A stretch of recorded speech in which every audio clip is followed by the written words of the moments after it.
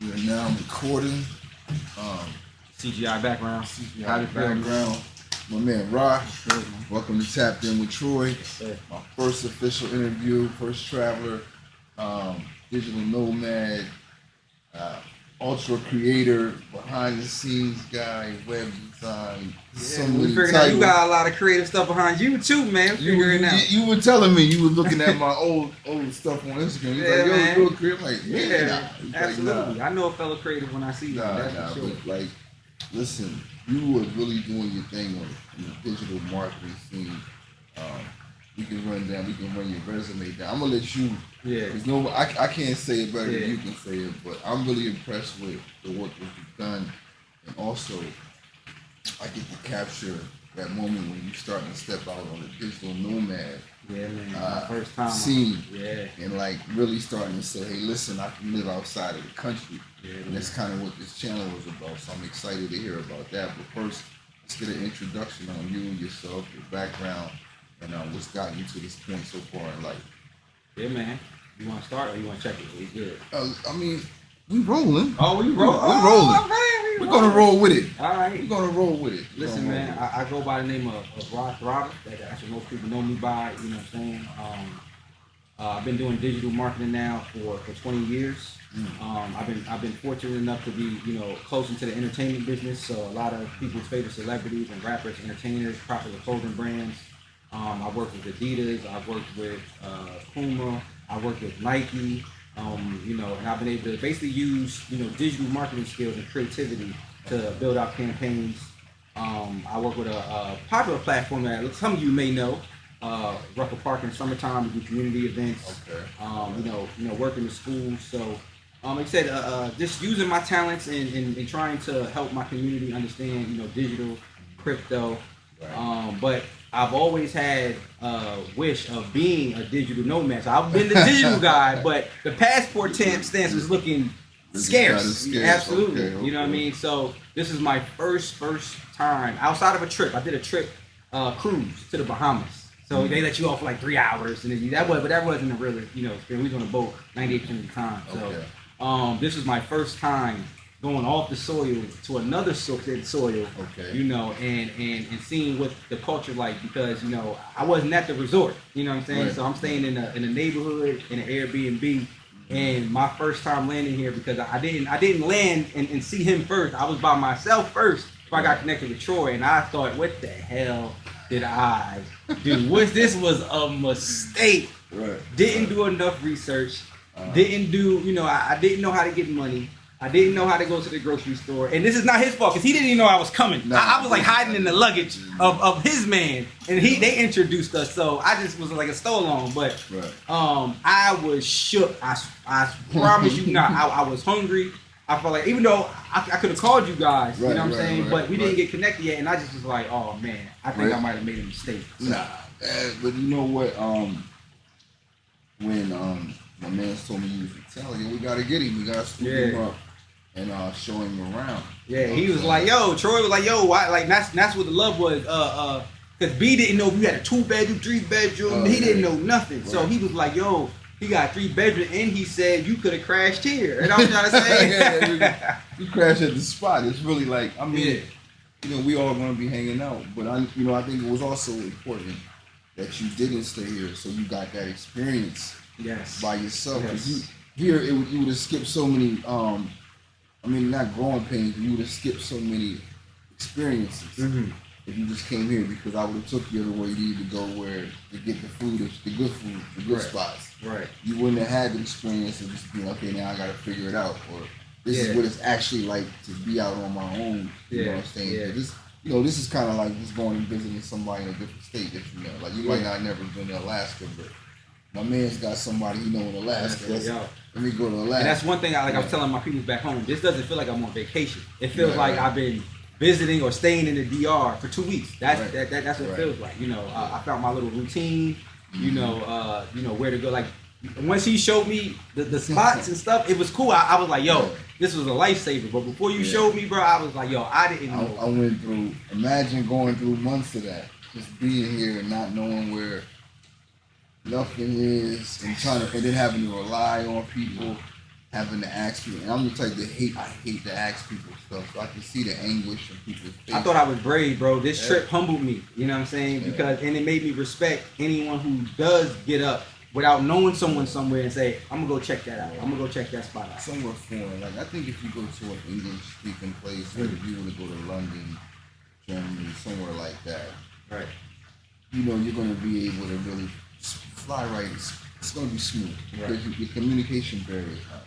Here, luckily, I don't have a mastery of the Spanish language, but I got a little small grasp on it, so I was able to communicate. Because, you know, my neighborhood, people think, when you hear Punta Cana, they think, oh man, it's a bunch of like rich foreigners in one area. But, you know, my area, I got a mix. And when you get outside of the gate where I live at, no one's speaking Spanish. So I had to like find my way. You know what I'm saying? It was fun. I mean, like, it was frustrating. Right. But the first thing I got right was the money. So once you get I tell people, language is good to speak the language. Right. But it's important to understand the money exchange. Language of money out here. Because these cats, if you ain't watching your change, they're not going to get it to you. It's not like back in the States. Right. Well, even back in the States, if you get caught slipping back in the States, somebody, you know. Right. But here, more often, like, you want to make sure you understand. So what was it about here that you knew or you felt like, yo, out of all the places, I know, you know, you could tell us a little bit, but once again, this is his channel as well.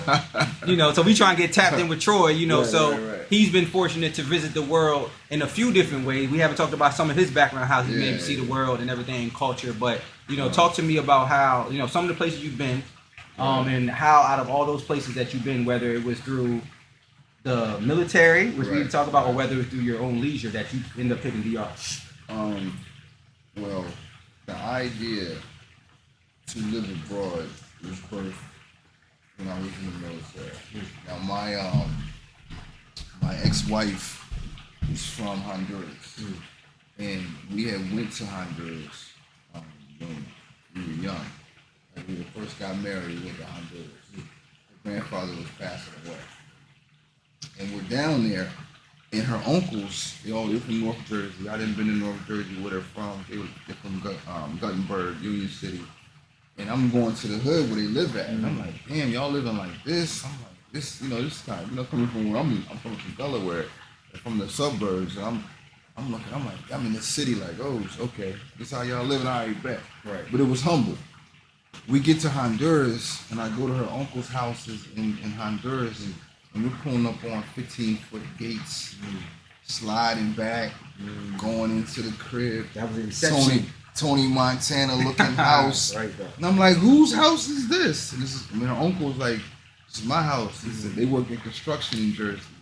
So all the money we're getting up there working in construction, we're sending it back here, building our dream homes and our retirement homes. So when we retire, we're gonna just move back here. And I was like, yo. That was the Inception. That was back 20 years ago. Wow. So I mean, I'm talking about, I'm walking on my uncle's terrace on the second floor. It's a pool off the bedroom. I'm like, yo, this is like 20 some years ago. So I'm like, oh my God. But fast forward to now, after I got out them, and then, you know, definitely you get the travel bug when you're in the military because you're gonna deploy. But just where I'm at now, I was like, you know what, it's time. It just hit me. I knew it was possible. I knew this, you know, I knew that the American dollar went a long way outside of America, outside of the USA. So I was like, let me press the button, and I started looking at places that I saw myself living. The economy was to my liking. And it was in the close proximity of the States, because where I'm from, I want to be able to get back home in less than 5 hours. I don't want to have to fly 18 hours, 25 hours to get back home, because if somebody calls and says, hey, it's a situation with emergency, I need to be able to get back home same day. So that's why I chose to move here. And it's, you know, the summertime all year long. All year long, summertime, man. Right. So it's just sandals and flip flops and shorts. I tell people I haven't bought sneakers and shoes in almost a year and a half. Right. No, it's been a long time since I bought sneakers. Right. I'm normally in flip flops, man. So every day. Right. That's what I'm doing. Yeah, man. So I've been out here now for it's crazy how fast 2 weeks. Right. And I was telling people back home like, yo, I don't want to go home now. You know what I'm saying? Like, yo, that's how it is. That's yeah. what happened with I own this house, and if you watch the introduction to the show, I explain the process. I owned this house for a year before I moved in here full time. Mm-hmm. So I bought the house and I had it as a vacation home. Mm-hmm. And me and my homies from the army, like my brother Kyrie and his wife, she started coming down. And then I was dating a young lady here. And then he brought his co-worker and his wife. So we all was just chilling here one time during Valentine's Day weekend. Just, using it as a vacation home. Mm-hmm. And the weather was nice. It was freezing back home. January 6th had just happened, so I'm like, yo, America is crazy. I don't even want to be. Those of y'all January 6th. Yeah, I'm the so-called insurrection. Yeah, the storming. Yeah, that was just crazy to me. That kind of like, we're gonna go into that. We're gonna go into that part right there. But we were down here, and we were just chilling, and we were heading back. We were all in the car, luggage packed up. And I was like, yo, I'm not going back. Mm. And my man's wife was like, what? You're not going back? I said, I'm not going back. Mm. He's like, you just gonna stay here? I said, yo, I was like, staying here. And I ended up I dropped them off at the airport. I came here, took my luggage out the car, put it in the living room. It was hot as hell. So I got it. I was in the jacuzzi, and I had my laptop out. I just emailed my resignation I was like, yo, can't do it no more. I'm stressed out, and I just stayed, man. It was scary. It was probably one of jumped all the way out the window. All the way out the window. You know what I'm saying? But I felt good, like. Right.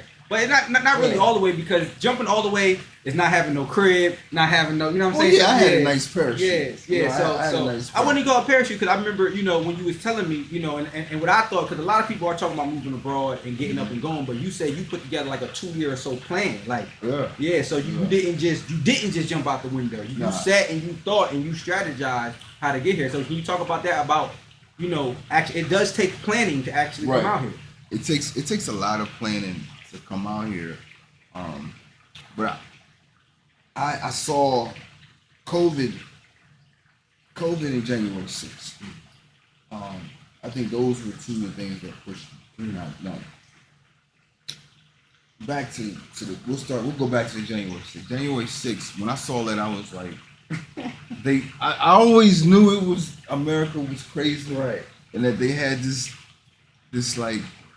The Matrix. I always knew that the Matrix was wild. I've always, but they teach you, it's justice for all. Right. And I'm watching that take place on television, and I'm saying, if anybody should have been running up in there doing something like that, it should have been, kind of us. Right. Because of the things that's been happening with the we already know how that would have turned out. Brutality and the systemic racism and stuff. And I'm like, but we knew, had we have done something like that, it would have been a mess. Over. I mean, for everybody. Black cops would have been shooting us. Everybody. So I'm watching that happen, and I'm watching the police are just basically like, they don't want to jump. Come on in. Some of them really, and then some of them was kind of in on it. Right. Allegedly. Right. And I just watched that, man. Then what they did when they got in there, like the smearing of the feces, urinating, smoking weed. My people built that. Ghetto stuff, allegedly. If you're black and you're not patriotic, I understand, but you don't have to be patriotic to understand this. I'm a descendant of the people that built that building. Right. That put, free. Right. So it meant something to me, even though I'm not political. It's a great building.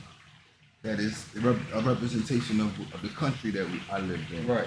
And to see how that happened in this, but they're cracking down on them. A lot of cats is getting 5 years. Right. Some got 12, 10. So you see that happening. But it's just that right there. And this is the next month follow. So I'm down here in February after that. Right. and I'm just like, man, I don't want to go. It was like we had COVID that was going on. It was like the world was. It was not a good space to be. So let me ask you this: what is it like? Because you know, I know what it's like being a black man in America. Right. So what is it like being a black man here, like versus like how we think? Because I know, and I was trying to explain to one of my non-black friends. I said, "Yo, do you know how it feels? I've never been arrested for anything in my life, but when I see a cop car, the anxiety, the trauma, and then you know what I'm saying. And then I live in Texas, so sometimes you see a person dressed a certain way, and they give you so all this stuff kind of build low key anxiety. But you've been to Atlanta, right? Yeah. All right, so it's kind of like when you're in Atlanta, and the police are black, the firemen are black. So I don't really have a lot of anxiety when I'm riding in Atlanta, and a police officer pulls me up. It's a black police officer. I don't feel like it's that racial element is just taken away. I'm not nervous. I'm not making the police officer nervous because I'm nervous. You the one with the gun. And they're like, why are you nervous? Like, I don't know what's going. Yo, real quick, the story you told the story the other day. You talking about, you know, someone on another podcast you did asking, well, what if a white person here does this? You said, you think I'm scared? He won't call the police? Police show up. He looking like me? That's what it's like living here. It's like I know, if I call the police, they're gonna show up looking like me. Right. And it ain't gonna be but it's not a racial element. No, at all. But it's gonna be a nationality element. Like you're not Dominican, you're a foreigner. Right. So it's a little different. It's not that tension. There's no tension here. So talk to me about this too. Talk to me about being integrated in Punta Cana, but also something I heard you say is that you're still a guest. So talk to me how that balance works. Well, I don't okay. If I hear loud music, if I see them doing something that they normally do that may be a little off to me or a little off-putting, I'm not going to say, hey, turn down your radio. I'm not going to do that. I'm not going to say, why are you having this party at your house? Well, I'm not going to call the police because they're having a party. Right. I know that's a part of their culture. Them being loud, I'm not here to say, hey, can you do this? Hey, can you do that? I'm not here to change stuff. It's like going to somebody's house. Like, man, you know what? That chair would look good over here, but it's been in this place. Right. I'm not here to come in here and move around the furniture. I'm here and I fly under the radar. I don't make a lot of noise. Right. I'm not, you know what I'm saying? I think being a patron of the different establishments where I live at, I try to go to every bodega, every Kamado, try to make sure I frequent, because, you know, it's kind of personal if you don't want to go to their establishment. They're gonna do business. So I spread the money around. That's important. And I just don't be. I'm not. You know, you got that moniker, ugly American. That's a travel thing. That's a thing. Being an ugly American, going somewhere, being loud and drunk and obnoxious. I don't do none of that. I kind of just be humble. I'm humble, respectful. Yeah, respectful. I don't try to shine on the locals with my clothes or my jewelry or anything like that. Right. Sometimes they look at me like, damn, man, you want sandwich? You hungry, man? Like, why you looking like that? Like, nah, but just being humble, man. Just trying to be humble and being myself. That's all. That's all. Like, how is important, John? I know that's the thing, is to not bring the American mindset, especially, you know, I come from New York where it's certain characters and stuff. So talk to us how important it is to be a proper, and I heard you talk about this, man, is being a proper brand ambassador for us, you know, when we're traveling and stuff abroad. That's very important, because I'm thinking about the traveler that's coming behind me, right? So I'm thinking, let me be a good representation of not just myself, my parents, my town, the university I went to, the school, my daughter, my family, foundational black people. You know, I gotta represent us, because there's gonna be somebody coming behind me. Right. And I don't want to put them in a bad position where I might have said something funny to a Dominican or got, you know, acting out of pocket and being braggadocious or something, and that Dominican now has a disdain for black Americans. So the next brother might be coming through minding his business, and he might want to ask that Dominican for some help. Right, and he And he don't even want, you know what I'm saying? This brother might yeah. really need some help. He might be in a situation where he needs some help, or it could be anything. Right. Or they could get into a fight. Right. Anything. Right. You know what I'm saying? So I want to make sure that I'm putting my best foot forward when I'm representing where I'm from and who I am. Yeah. Because that's important. That because it's important for the safety of all of us. You know, you got right. people in some places acting real wild out here on the internet for like likes and views. Not only are you putting yourself at risk, you're putting everybody else at risk. Yeah, Some of these countries aren't that safe. You know what I mean? So that's speaking on safety. That's the question I was about to ask. Like, talk to me about and I've been around and you know my first night or two taking Ubers at night. I ain't gonna front. I was shook because you gotta get used to you go down a little dirt road. And so I'm sitting here just like this. But talk to me overall, like in Punta Cana, I guess specifically safety or how do you feel? Do you feel safe? This to me, this is probably the most safest part of the island. I would say. Now, it's not big. You're not. Now, if you're in the capital, you're walking around with an iPhone 14 at night. In certain areas. Yeah. Somebody's gonna hop off of a scooter and might try to take that from you. Right. You know what I mean? But here, you can walk around at night with your iPhone. You can get up in my neighborhood. You can walk around. I mean, the thing with COVID, we used to have curfews here. So people had to be in the house at like 11, 12 o'clock, they extended it. But people started getting used to going in the house. So the effects of COVID here is people go in the house now at 11 o'clock. Like, no, now I ain't gonna say like no, but like, cause no, they will party like 5 days a week. You might hear the music at the Kamado jumping like 2 o'clock in the morning. Right. But now everybody's, because I go out late night, I can't sleep. I hop on a scooter, go for a ride around the neighborhood. Yeah. Everybody's in the house, man. It's quiet. I don't feel anybody's gonna jump on me or mug me. And I'm a fairly big guy. So you're not little. Listen. I'm not the type. Don't run up. You're not little. I'm not the type of guy you just run up with your little machete and try to do what you want to do. Right. Yeah, it's gonna be a problem.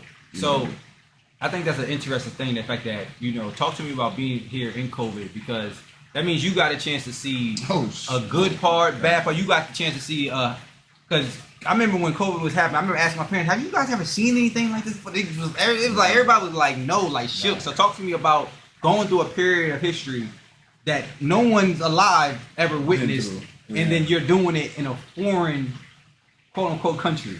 Here they were more strict. I think in America we just had a whole bunch of individuals.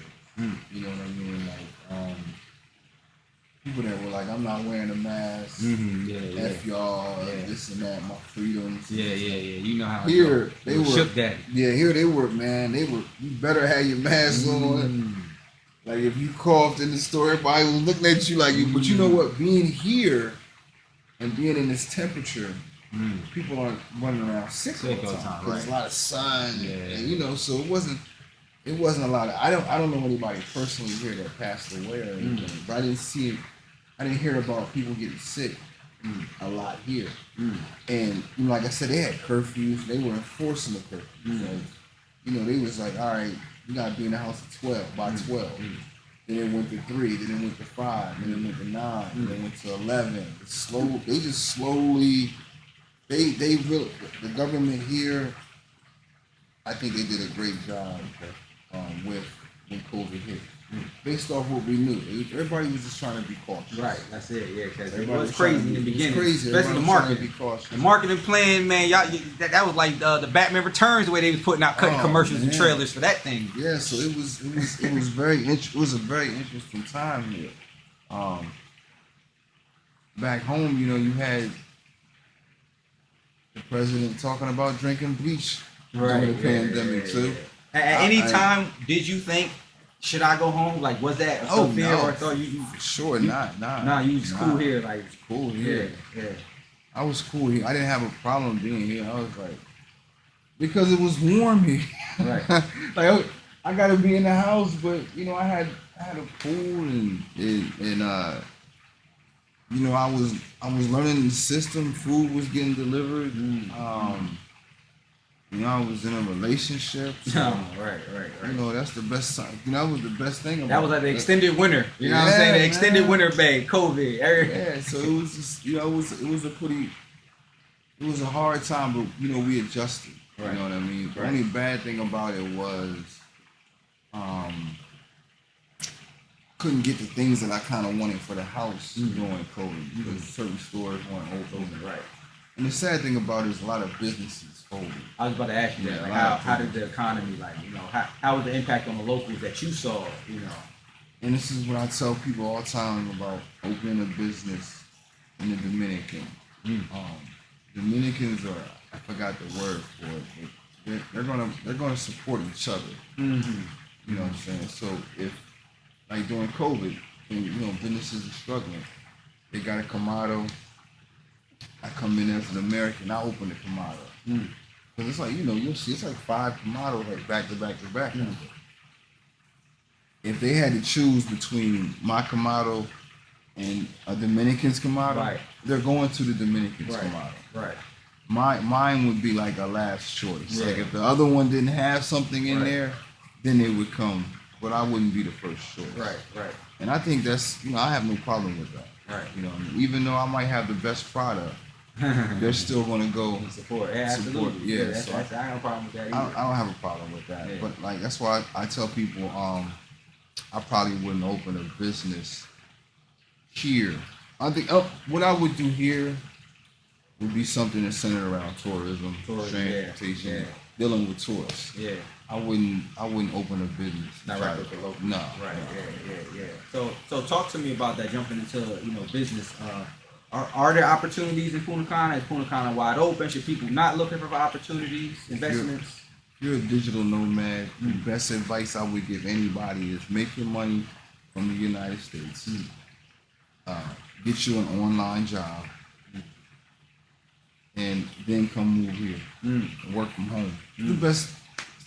That's the thing about COVID. It taught us all we can work from home. Right. So if you can work from home, you can work from home anywhere in the world. Get you a VPN. If it's that serious, get you a VPN. Right. I don't want to get nobody in trouble at work, but get yourself a VPN and come out here, man. Right. Because it's like, why not? Right. Why not? Right. We're on the same time zone as the East Coast. East Coast, yeah, that's beautiful. That's beautiful. That's beautiful. So why not? Come on out here, man. Now, one thing coming out here and not just vacationing, but we're talking to people who looking to live more abroad, expats. Right, How important it is to learn the language of the place where you are. Very important.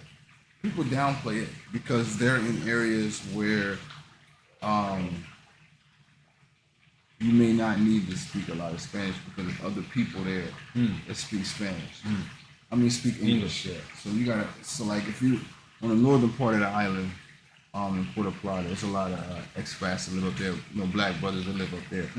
You might not have to speak English up there because there's so many of them. They can congregate with each other, they can share resources, they can hang out with each other.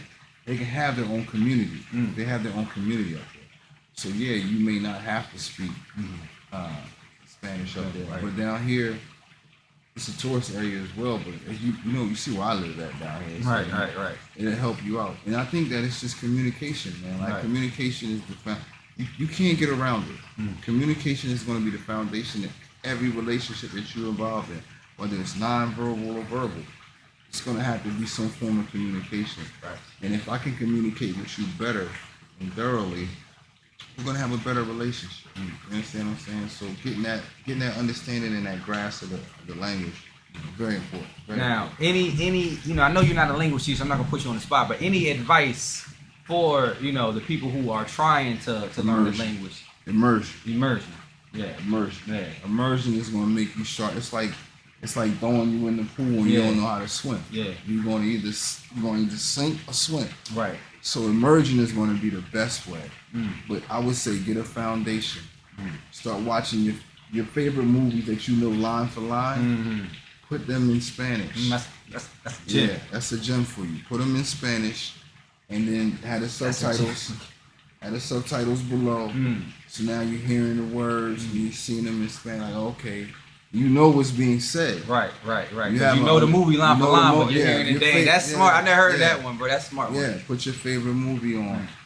But get your foundation. Start with your vocabulary, your letters.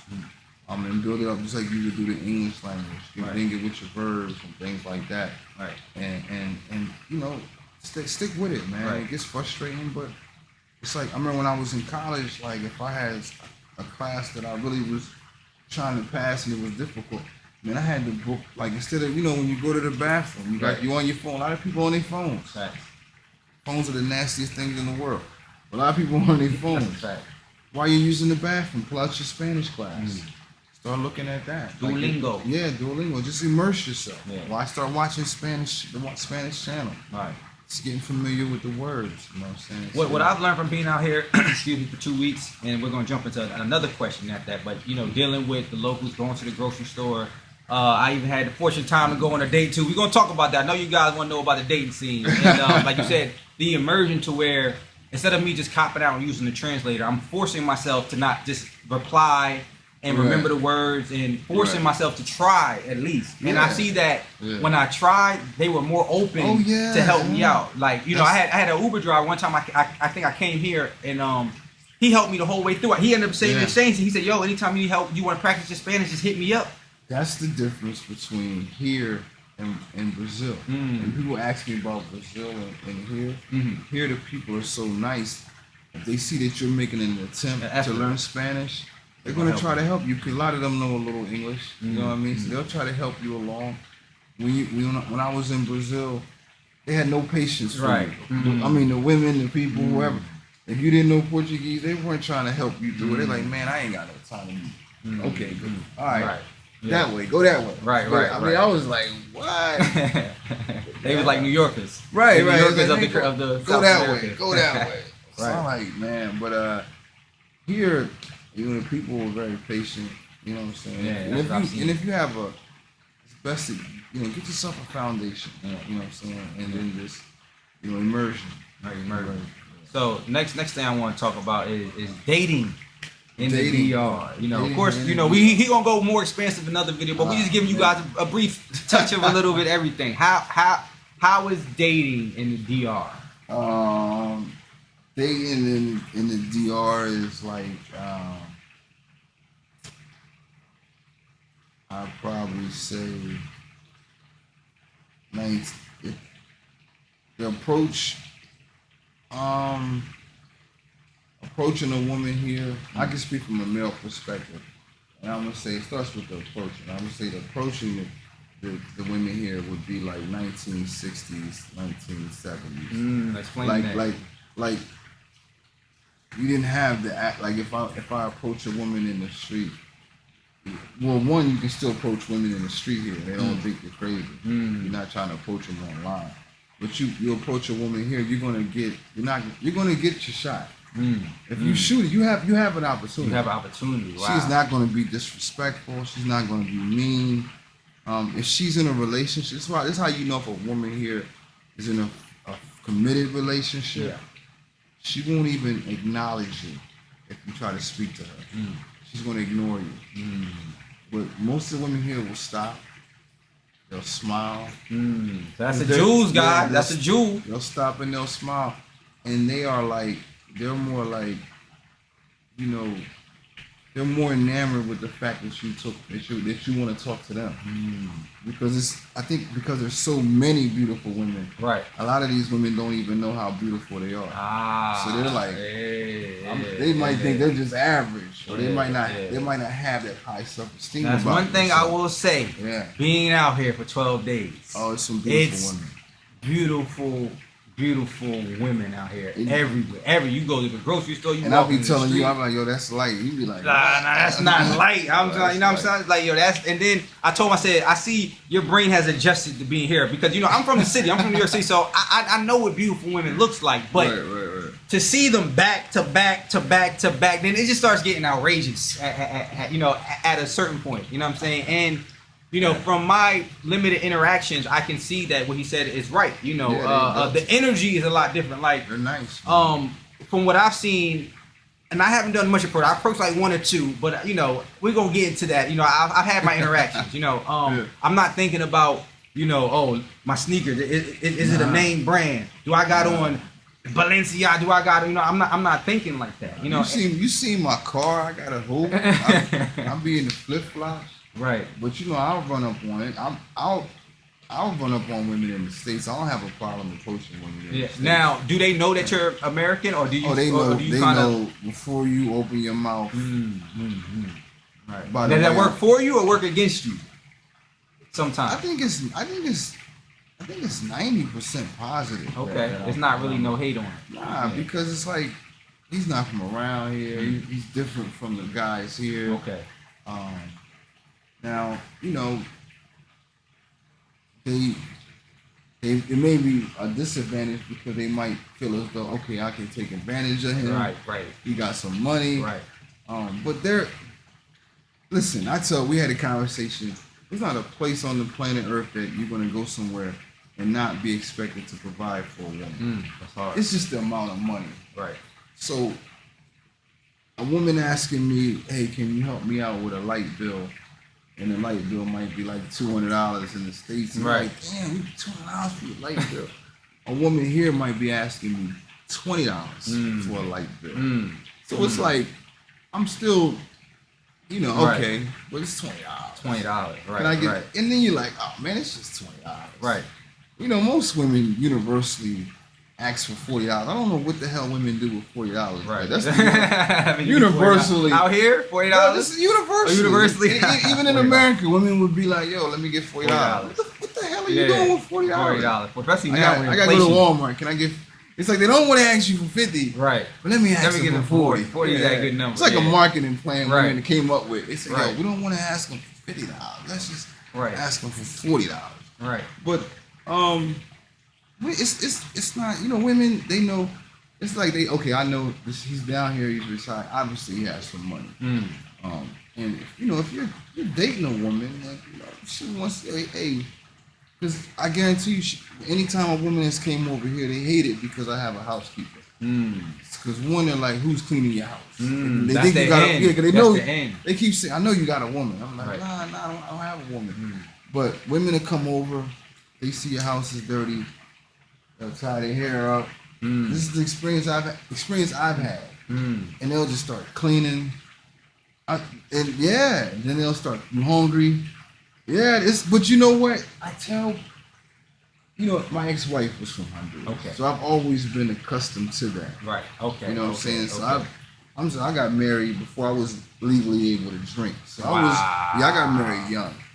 So I was always accustomed to that. Right. And I've held every relationship status to that. Yeah. So if you're not doing that, then I'm not really feeling you. Right. And that's just my preference, you know what I'm saying? Right. But you gotta want, it's a part of being a woman. Like, yeah. So Dominican women, listen, we just started. Chill. Everybody chill. We just started. It's the truth, It's a part of being a woman from South America. Okay. Or whatever. I don't want to get into the flag, but they don't see it as nothing spectacular. Right. They're like, women ain't cooking for you back home. Oh, right.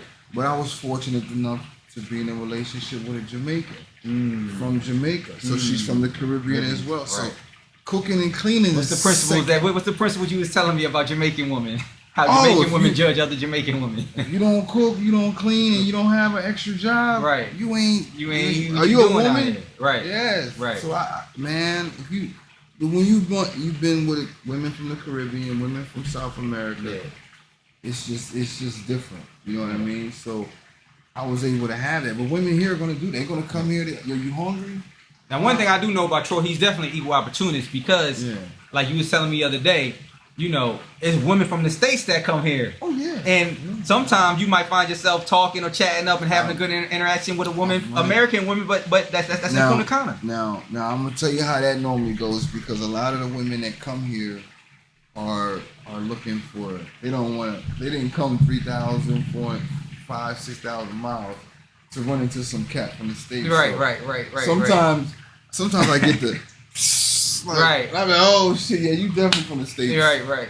I'll be like, hey, how you doing, sis? And they be like, right. I'm like, yeah, you from America. You from America. Yeah. So but sometimes they like, hey, then it's just, it's sort of like a group, And I might be like, hey, you know, what's up? What y'all doing? Y'all want to come to the spot? We Right. put something on the grill. You have a pool party. You got a pool? Like, Yeah, this ain't CGI. It looks CGI.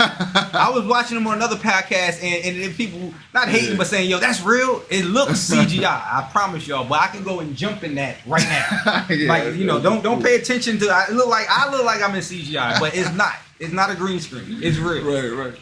But yeah, they come and they're like, oh shit, that's how you living out here. But you know, we putting a bar over here, so I'm trying to get a bar so we can have some more parties out here. I want to do like an official pool party. Right. Coming up. There's a Keith Sweat concert coming, old school concert coming up in September.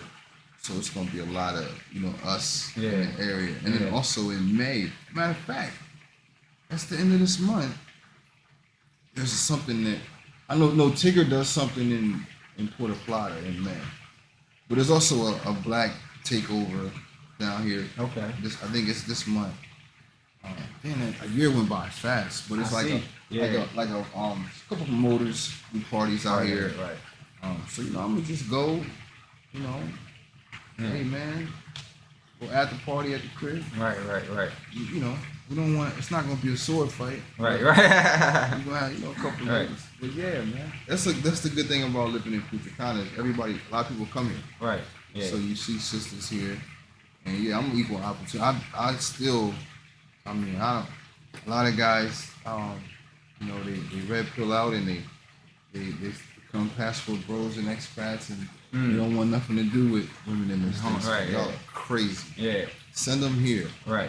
I have no problem. I don't. So, speaking of that, man, you just keep leading to my next question. How do you feel about all the attention that, you know, I'll say men, you know, black men are getting now, traveling and all the different, whether it's good, bad, and different, being though that, you know, before we even heard of passport bro and stuff, you was already had that mentality. Yeah. You had the inception 20 years ago, and then you was able to bring it to manifestation. So how do you feel now, all this attention, right, wrong, or indifferent? What's your overall thoughts on all the attention right now?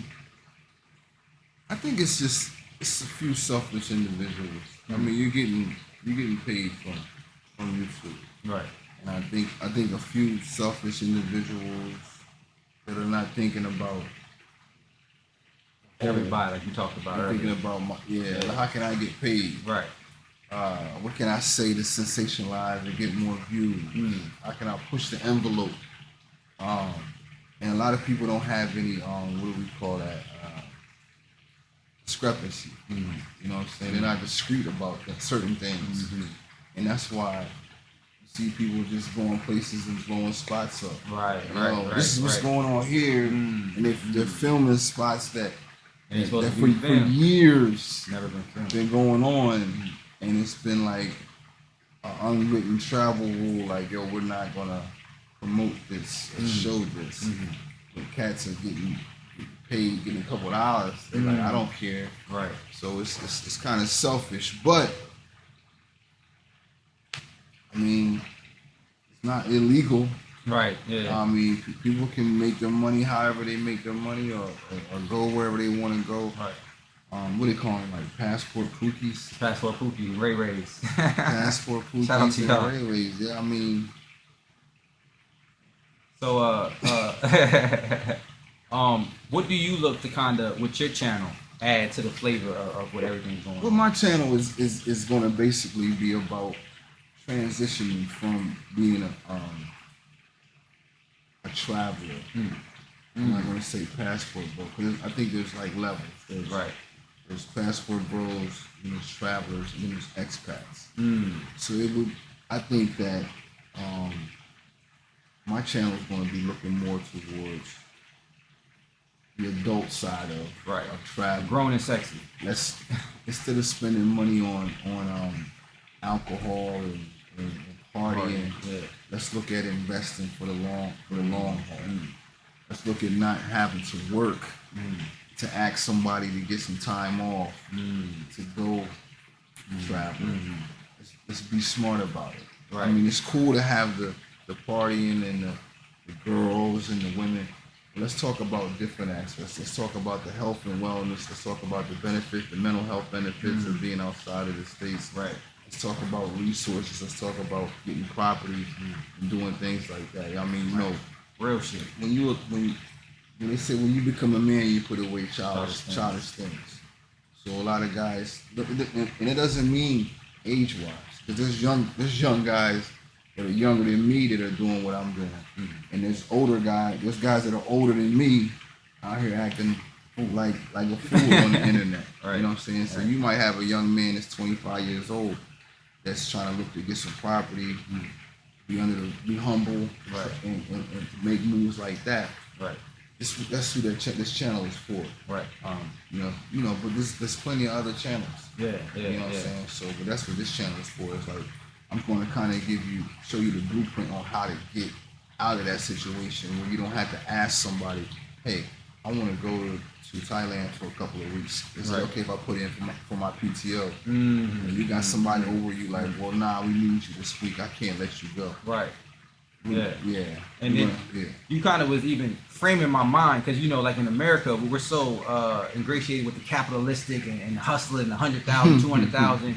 You know, talk to me about the type of numbers you would need to earn, you know, annually or monthly, you know, versus always trying to get more and more and more. You know, like you said, I was watching another podcast, you was talking about find your budget and stick to your budget. You know what I'm saying? So that you can have more of your time and live life more the way that you want. So everyone wants to hear numbers. Kind of talking about some estimate numbers, you know, that we're talking about here versus states. Why I would say it would be important to save up your money and buy your property is because you don't have to pay rent when you come down here. Mm-hmm. So if you're not paying rent and you own your place, if you want to live comfortable, like I might have to support a family or support another person. Mm-hmm. So you want to support your lady. Mm-hmm. I said $2,000. You were like, nah, I need $2,500. But I think $2,000 a month here in Punta Cana, you need $2,000 a month. I would say $1,500 to $2,000 a month. That's including your car, your insurance. This is if you're renting, right? Your food, your entertainment. And then I say that large of an amount of number because I also want you to be able to save $250 a month, right? $500 a month, right? You see what I'm saying? Not just here's $2,000. I'm just gonna push through this every month, right? No. You want to also be saving in case an emergency happens here. Mm-hmm. So this is thinking of everything, right? So I would say $2,000 here, but there are parts of the island where you only need $1,500. There are some parts you can go if you're disciplined and you're like, listen, I just want to get out. I just need food. I just need my place to stay. I'm humble. Get me somewhere in a beach town like Baharona, like you're way out. You might only need $1,000. Wow. $200 a month for a humble apartment. $200 for food. You know what I mean? And get yourself some insurance while you're out here too. Yeah, see, that's important. That's important talking about some insurance while you're out here. Yeah. You know, I would say that, but but your budget is all. See, it's hard. It's difficult because I'm based off my lifestyle. Right. What I like, things I like to do. Right. You know what I mean? So y'all following on the gram, man. This dude's lifestyle. So listen to what he's saying. You tapped in. You know what I'm saying? Because y'all see what he's posting on the gram. Maybe you ain't see it. I don't know when the content dropping, but I'm here. And like I said, that's not CGI. You know what I'm saying? So listen to the man. And you want to have money so you can, like, I saved up some money from last year. To do different projects. Like, they're building a bar, they're building an apartment on the front of the property. Wow. I'm excited about that. Yeah, it's turning out good. Yeah, giving me more room here at the place when people come down. Right. So we want to possibly turn that into an Airbnb to just generate more income coming in. Right. So, you look at, if I can get 10 nights booked out of the month, that's $650. Yeah. Right there. Yeah. So that's $650. That can go towards my food. Right. That can go towards me saving money, doing more projects, buying more land, purchasing land, purchasing an apartment somewhere else. That $650 can go a long way. That $650 can pay for an apartment in Colombia. Or it can pay for an apartment Right. and Rwanda. You know what I mean? Different parts of the world. So I plan on renting the apartment out, and you know, depending on how I'm feeling, if you like they need more room, you can rent the house out, and I'll slide into the apartment for a couple of days. Yeah, You know what I mean? yeah. So or you know what, you might need the whole spot. Right. It's gonna cost you, but we can talk a number. Right, You know we can what I'm talk a saying? number. You can get the apartment and the house, and Yeah. you have your whole family. You gonna come slide down. into a little hotel for a day? Go take a trip real quick. You might want to. You got your mother-in-laws with you.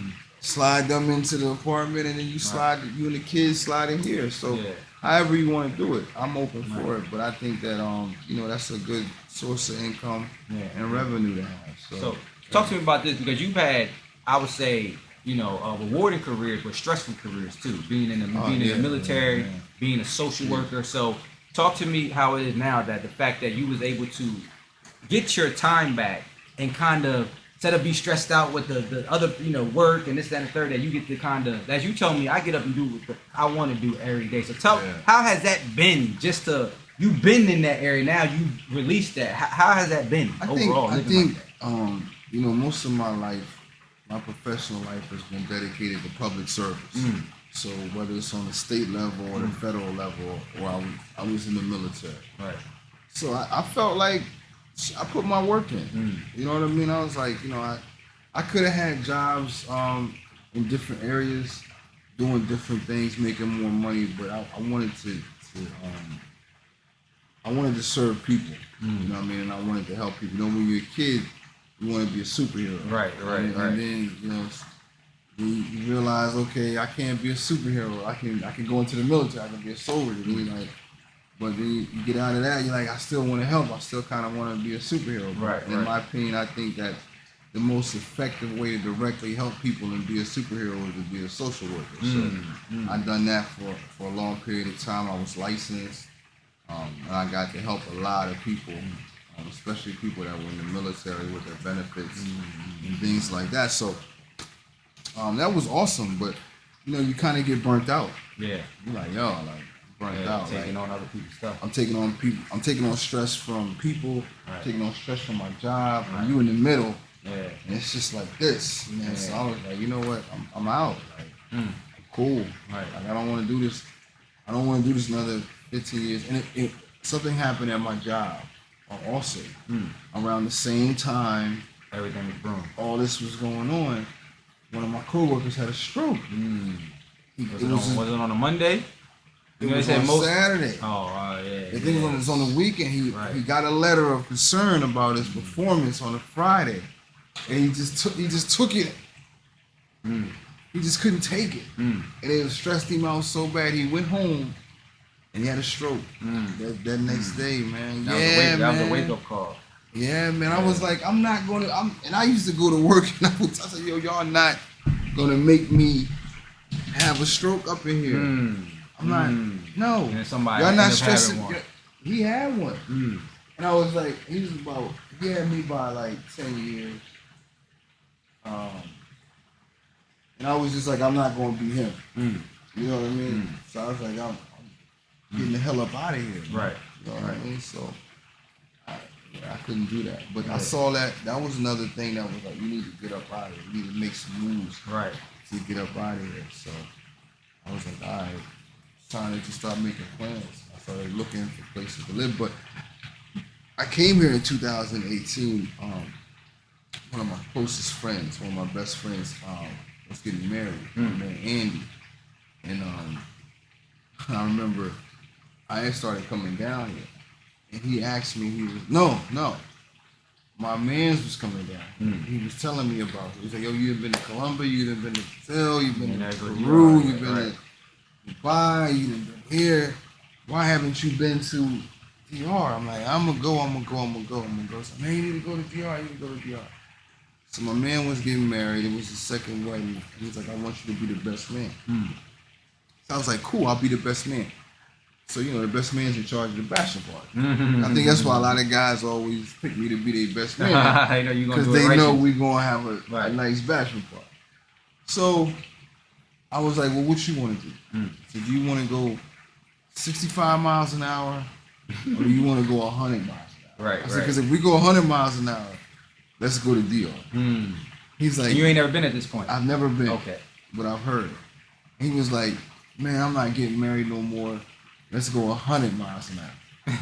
Bet. I said, we're going to DR. So we started looking. And I was bad because I wasn't setting up the ins and outs. Somebody else actually had set up the ins and outs of where we were going to be going. I just knew that. You go to DR, this is the place where you go, let's go. We came, of course, there's women everywhere. And, you know, I can read Spanish. So I started seeing Se Vende, that look for sale. And then they had the number, something, you know, we ain't doing nothing. So I'm calling. And I'm my limited Spanish. I'm asking, like, yo, how much, you know, cuánto peso, yo, para the casa. And the numbers I was getting, I was like pulling out my phone. Doing the calculator, like, hold up. I was like, these numbers is funny. You want what? I was like, cash? It's like, cash. I said, what if I come with this? We can talk. I'm like, so they're not even thinking. Like, I'm thinking where I'm at now. Right. So Foresight. I'm not even thinking about the women at this point. I'm thinking about the weather's nice, the economy's great. Yes, there's women here. How can I get here? How can I get a place here? How can I get down? So it's 8 of us, and I'm like, I do the math. I'm like, look, all of us get $15,000 together. We can get a villa. What you trying to do? I said, it's 8 of us. It's 12 months. Let's split the days down. 365 divided by 8. Right. Let's get to it. Right. First cat fell off immediately. He was like, I ain't got $15,000. So we had a young cat with us. He was like, I ain't got $15,000. So the list just started getting smaller and smaller. Now it was me and my man. Now if Andy wasn't the guy getting married, and it was me and him, we would have. I think me and him would have did it. Right. But he was like, look, I just got married. I can't tell my wife we're buying a villa in the DR. She like, look up, where is that? Like, what? I was like, you know what? I'm gonna do it by myself. Can't do it as fast. There's a lot of us, but I'm gonna do it by myself, and I'm gonna take my time. So it took me some time to hustle up all the money. But see, that mind frame to stop you right there. Everyone else was looking at what they currently had. You just was. If you was thinking, well, I don't have it, then you wouldn't have did it anyway. Even with you knowing you didn't have it, I'm gonna go get it. You still was like, I'm gonna go get it. So that's to me a difference in mentality right there. That's very helpful, guys. If those of you who are trying to come here, don't look at what you don't have. Just plant the seed. I'm gonna go get it. And just say, yo, look, I'm gonna make. And that's exactly what I did. I started obsessing. Like I'll start obsessing over something. So I was just I'm looking at like, how can I get this money? Okay, I gotta cut this corner. Okay, I'm gonna sell one. So I sold one of my cars. I was like, okay, I'm gonna do this. I'm gonna do that. And then I was like, all right, bet. Okay, I got the money. All right. So now, you know, I didn't have all the money. Right. When I came down here, mind you, it's during the COVID time. So they didn't know where the next dollar was coming from. So I'm down here looking at houses, and it's like, okay, I'm coming from. My leverage is high. Right. I got cash. Right. So I didn't have all the money for this house. So and how long it took by? So that was like 2018. Now that's 2020. You for the past 2 years you've been hustling, right? Hustling and getting the money. Right. Yeah, okay. So now we fast forward now, and fast forward. It's 2019. Okay. Well, yeah, it's 2000. No, it's 2020. 2020. It's February. And we're out here, and I see this house. Saw this house online. I didn't think I was gonna like the area, but I was like, yo, for the price, I was like, cool. The Punta Cana, I was like, all right, cool. I just like the area with enough space for me. I was like, yo, you know what? Let's go for it. And then, you know, I had my number. They had their number. Right. I stayed firm on my number, and it was like, do you have the money? I lied. I was like, yes, I do got the money.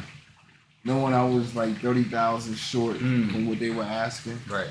So I went back home. I got home, I was like, I'm at my desk, and I'm like, yo, you gotta come up with $30,000 in 30 days. $1,000 a day. I had to dig into the old. $1,000 a day.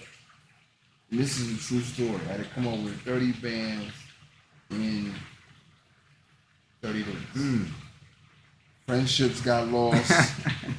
I had to pull out the hustler's hat. You know, You run on people from second grade, like, yo, I gave you $2 in second grade, be like, you said you was gonna give it back. I was at people's mom's house, hoodie on, like ghosts. I had the hoodie on like ghosts. Cats was like, yo, what is you doing? If I had gloves on, they'd have been like, yo, I had everything on but gloves. I'm talking about the black Air Forces. Right. My shit was tied to the top. Cats knew. I mean, I got Vaseline on. I need that money. Cats, you can see it on my eyebrow. Right. I'm like, yo, my mans, I need that bread you owe me. You heard? I'm at their mom's house waiting on them. That's the funniest And shit their ever. mom's is like, yo, what's going on, Ain't that your baby? friend? I'm like, nah, did he tell you to meet me here? Right. Oh, nah, but can you call him and tell him I'm here? Like that type of shit. Like, yo, what this nigga doing at my mom's house? The rundown. I'm at your mom's house. I'm Right. about to smack your mom up. I need that paper. I need my paper. That's serious. So, a lot of relationships got burnt. And I'm cool. You know what I mean? I needed my bread. Right. Like, Right. I needed my money, man. Right, So right. I sold some stock, sold crypto, cashed out everything, pushed all my chips in, and I was like, okay, I'm ready, and then I was able to buy it, and you know the rest has been history. You know what I mean? Right. That's how it happened. That's how it happened. Yeah. So one thing I want to talk about, you know what I'm saying, because I would love for you to, because I've been, you know, getting to know you off the camera. You know what I'm saying? Right, Let's right. talk about the power. I don't think a lot of people, especially content creators that's in this space, ain't talking about this, but the power of setting an intentional thought. Oh, man. And then watching your world, even though you have to put in action, we talked about that. Faith without works is dead.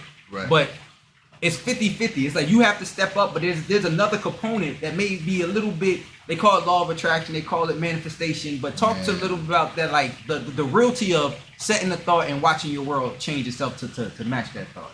That goes back to the obsession. Like you gotta have the manifestation, and then you have to have the obsession about it. You gotta obsess over it. Like my friends will tell you, they probably was tired of my ass. Like I'll keep repeating shit, and I'll apologize in advance. Like I'm gonna tell you now, I'll be talking about something, I'm just gonna start repeating it. Right. Like, Putting it out in the air. You like, yo, does he got Alzheimer's? Right. He just talked about Affirmations. it. No, I tell you, I gotta keep talking about it.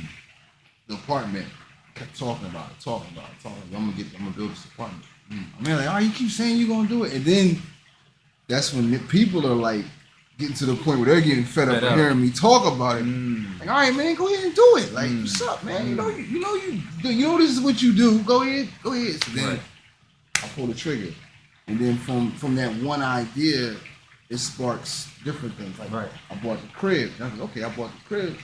I want a pool. Because, you know, you start seeing how cheap things are. Right. Out here. Right. Like, I want a pool.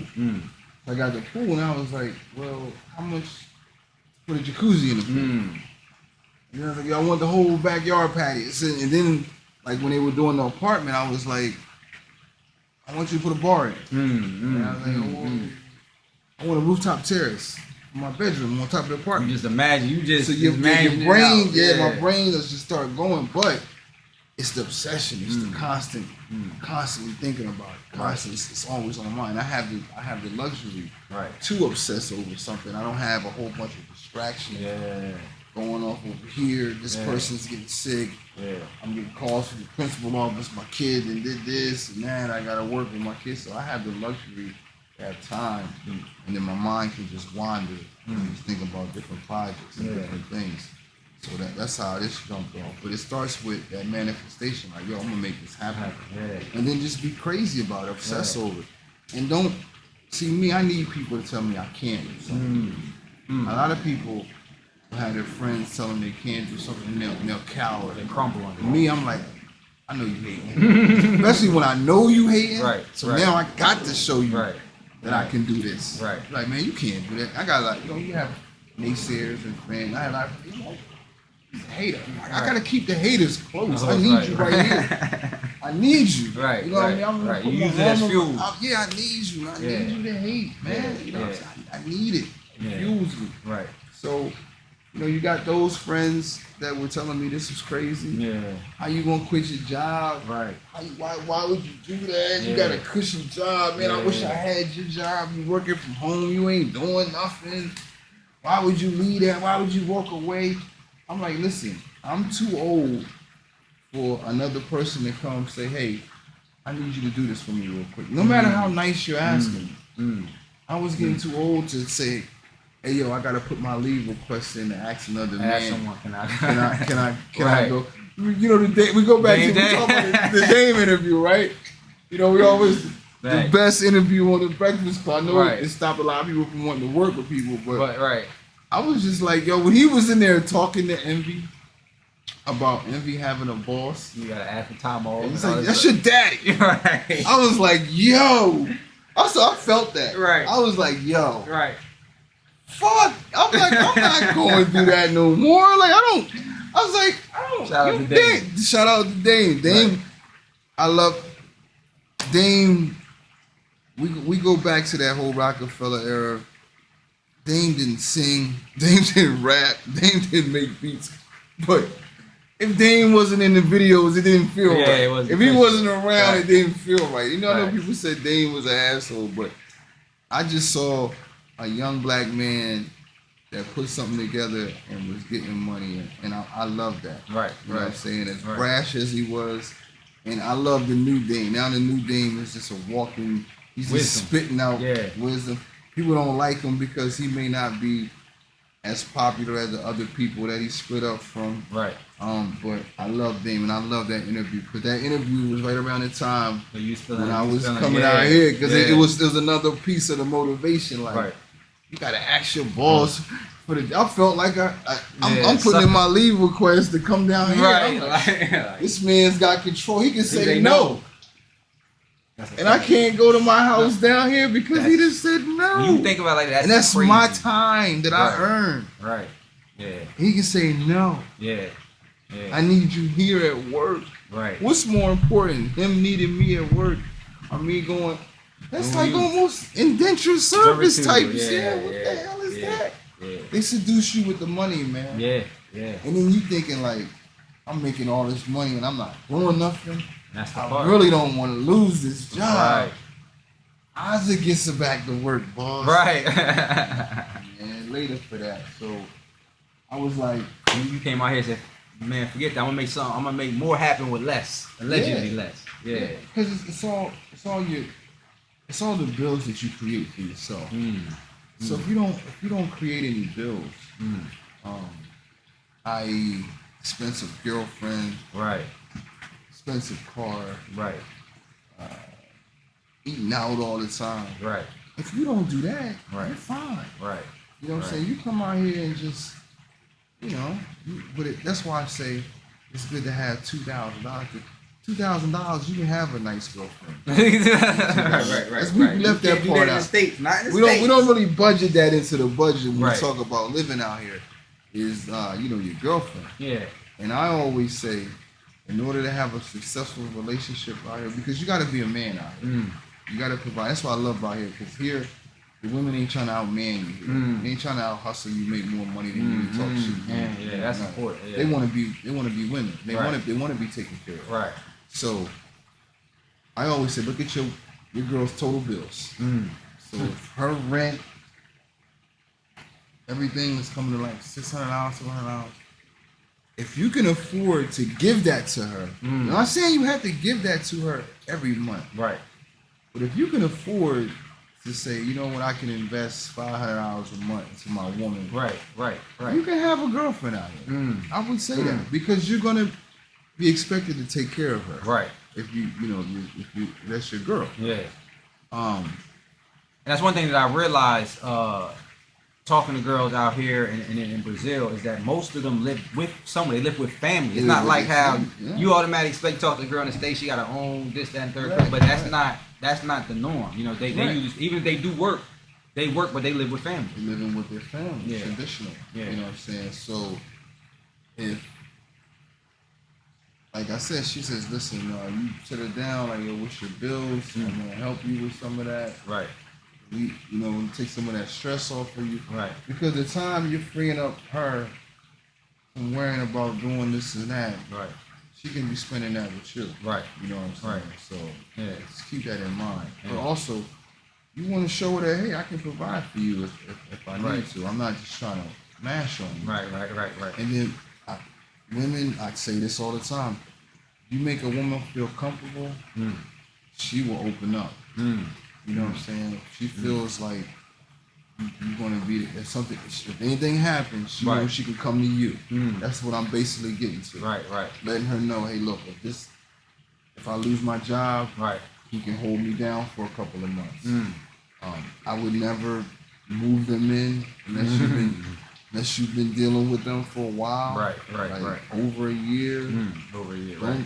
I see cats 2-3 months. That's no bueno. If you own the home, don't do that because they come in, they start living with you for like a year. You break up. There's some laws here. You might not be able to just put her out. That's why I say make sure your bag is big enough to take care of her apartment, her bills. Because if I get into a relationship with a woman here, I'm gonna pay the cost to be the boss. We're not going 50-50 on nothing. You know what I'm saying? I'm like, okay, how much is your? Because I can afford it. Right. Your rent is $250. Right. Bills is about $700 a month. Right. Okay, listen, I'm gonna give you $5. And take care of your almost main everything. shit, Right. your food, your Right. electric, a little bit of food. Right. You can work out the rest. Right. But you can't move in here. Can't move in here. Can't move in here. Jules. Yeah. You want to go get a love nest somewhere else? Right. Me and you, we got our Right. own little apartment. Right. We can do that. Right. You know what I mean? I'll move. But stay here. Yeah, you cannot move in here. Right. I don't care how bad you are, how good you look, how good you cook, Right. how good you clean. No. You gotta stay on your square. Yeah, I gotta stand on that. You know what I'm saying? Let me come move in with you. Right. You know what I mean? Let me come move in with you. You move in with them. Right. Don't have them moving with you. Right. Because when it gets raw and she's like, get out. Bet. Okay. I'm out. I'm gonna go to the crib. Right. But the other way around. it gets a No, little she crazy. here and it get crazy here. She gonna be like, I'm not going nowhere. Right. You like, what? Right. You gotta remember, you a guest. Yeah. So you call the peoples up. They might be her people showing up. Hey, Maria, get okay. Get ¿Qué pasa ahí? The Pick out the no gringo. yeah. Right. Nah. We're not doing that. So look, man, you got anything else for the people, man? Like anything else you want to say real quick? I would just say, stay tuned for more content. I'm gonna be shooting all around the island. I'm gonna show some footage of the beautiful island.